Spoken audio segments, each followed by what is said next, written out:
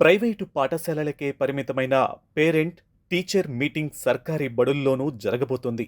నేడు ఒకే రోజు వేల ప్రభుత్వ పాఠశాలల్లో తల్లిదండ్రులు, ఉపాధ్యాయుల సమావేశం నిర్వహించనున్నారు. బాపట్లలో సీఎం చంద్రబాబు, మంత్రి లోకేష్ విద్యార్థుల ప్రగతి నివేదికలు పరిశీలించి తల్లిదండ్రులతో ముచ్చటిస్తారు. ఆ తరువాత కడప మున్సిపల్ హైస్కూల్లో ఏర్పాటు చేసిన కార్యక్రమంలో ఉప ముఖ్యమంత్రి పవన్ కళ్యాణ్ పాల్గొంటారు. దేశంలో అతిపెద్ద రాష్ట్రాలలో ఈ స్థాయిలో సమావేశం నిర్వహించడం ఇదే మొదటిసారి.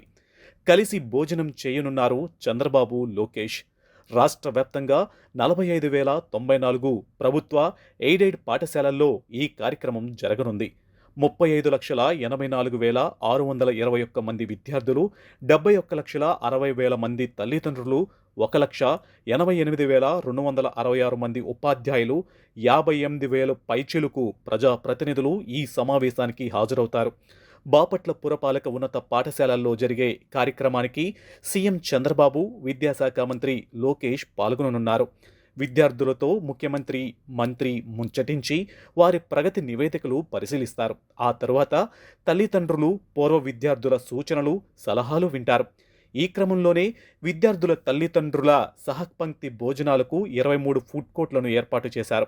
ముఖ్యమంత్రి చంద్రబాబు, మంత్రి లోకేష్ పిల్లలతో కలిసి భోజనం చేయనున్నారు. 1901లో ఏర్పాటైన బాపట్ల పాఠశాల పూర్వ విద్యార్థులను ఈ సమావేశానికి ఆహ్వానించారు. బాపట్ల మున్సిపల్ హైస్కూల్లో జరగబోయే పేరెంట్స్ అండ్ టీచర్ మీటింగ్కి తనను ఆహ్వానించినందుకు పాఠశాల యాజమాన్య కమిటీకి లోకేష్ ధన్యవాదాలు చెప్పారు.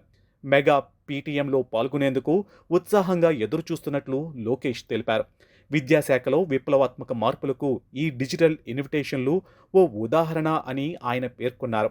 ప్రభుత్వ పాఠశాలల అభివృద్ధికి, విద్యా ప్రమాణాల స్థాయి మెరుగుపరిచి నాణ్యమైన విద్య అందించేందుకు తీసుకోవాల్సిన చర్యల కోసం ఈ మీటింగ్ దోహదపడుతుందని ఏలూరు జిల్లా కలెక్టర్ వెట్రిసెల్వి వివరించారు. తల్లిదండ్రులు, ఉపాధ్యాయులు చర్చించుకోవడానికి ఈ మెగా పేరెంట్స్ టీచర్స్ మీటింగ్ సరైన వేదికని ఆమె చెప్పారు. డ్రగ్స్ నిర్మూలనపై అవగాహన, నాణ్యమైన విద్య అందించేందుకు తీసుకోవాల్సిన చర్యల కోసం ఈ మీటింగ్ దోహదపడుతుందని ఏలూరు జిల్లా కలెక్టర్ వెట్రిసెల్వి వివరించారు.